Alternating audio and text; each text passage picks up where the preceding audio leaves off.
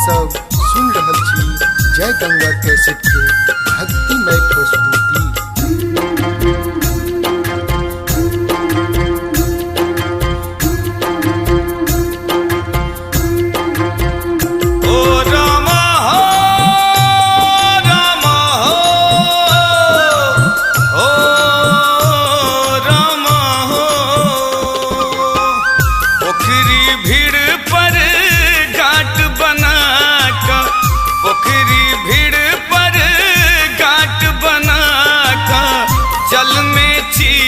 हम ठारियो जल में छी हम ठारियो उगुयो उगु दीनानाथ देव दूधक धारियो उगुयो उगु दीनानाथ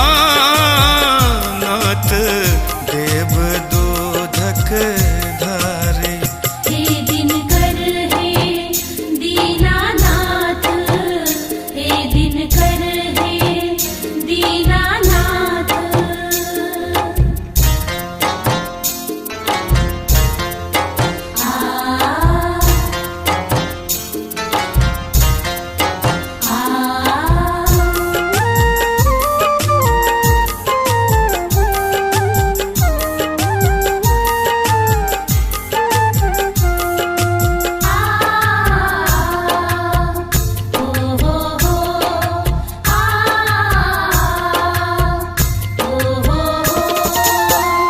चार पहर हम जल थल से बोलो आदित्य हो न सहायो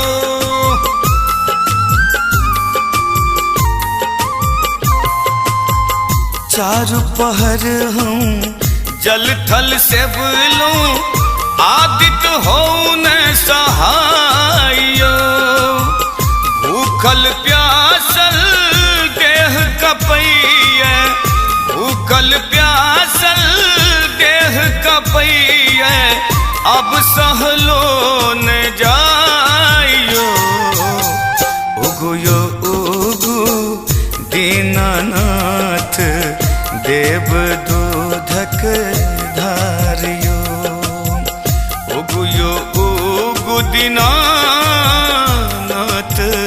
देव दूधक धारियो।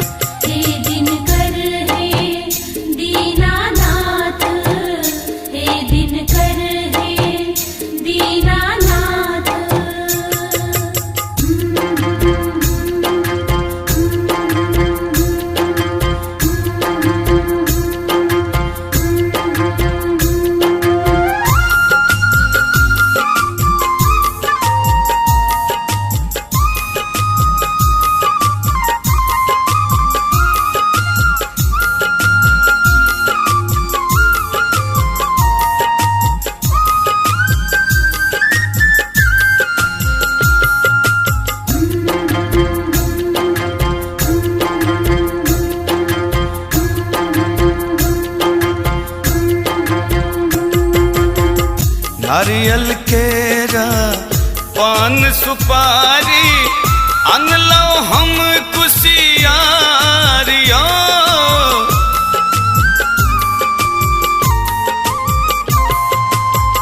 नारियल केरा पान सुपारी अनलो हम कुसियारियो अब इतने देर लगाबू अब एते नहीं देर लगाबू हमर विनती करू स्वीकारियो उगुयो उगु दीनानाथ देव दूधक धारियो उगुयो उगु दीनानाथ देव दूधक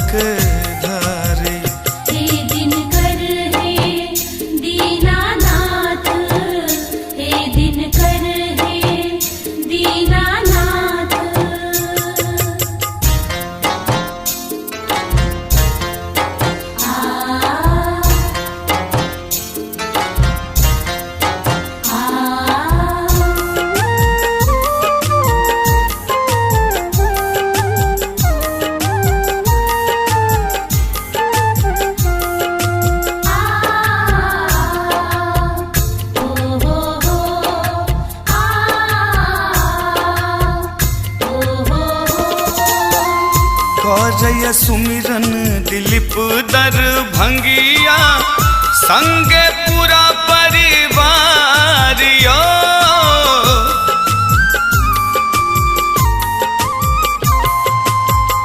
करय सुमिरन दिलीप दरभंगिया संगे पूरा परिवार यो। दंड प्रणाम दाविक कहैया, दंड प्रणाम दाविक कहैया, करियौ ने उधार यो। ओगु यो ओगु दीनानाथ देव दूधक धारियो।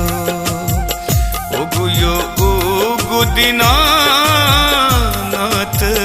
देव दूधक धारियो। हे दिनकर हे दीनानाथ, हे दिनकर हे दीनानाथ।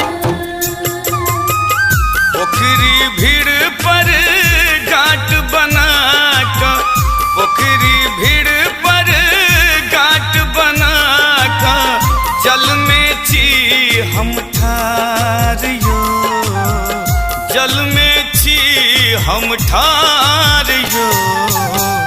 ओगु यो ओगु दीनानाथ देव दूधक धारियो। ओगु यो ओगु दीनानाथ